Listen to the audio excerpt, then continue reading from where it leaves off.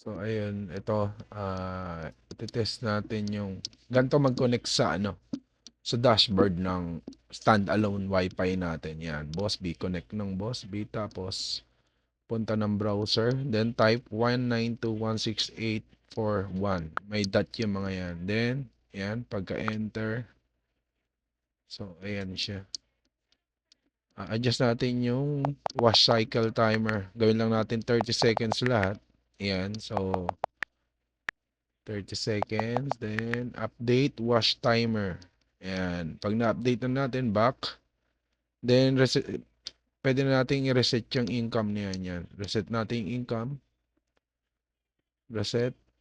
Okay. Back.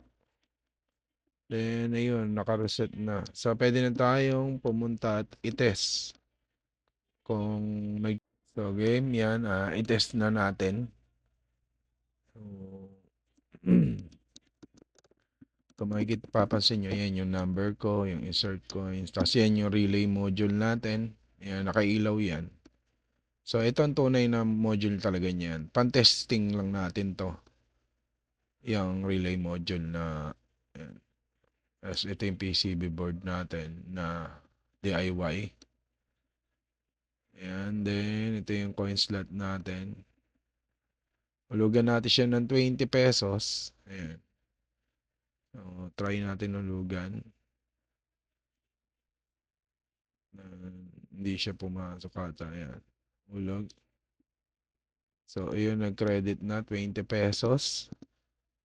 So, pwede na natin simulan. Kung 30 seconds, basinet natin kanina siya sa 30 seconds. So,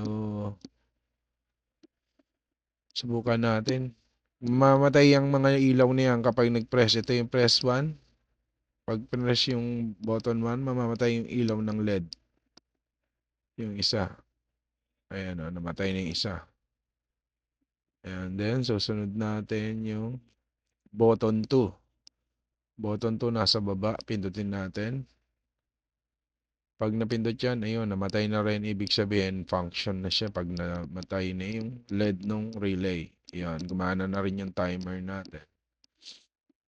So, button 3. Ayun, namatay na rin. Napindot na rin natin button 3. Ayan.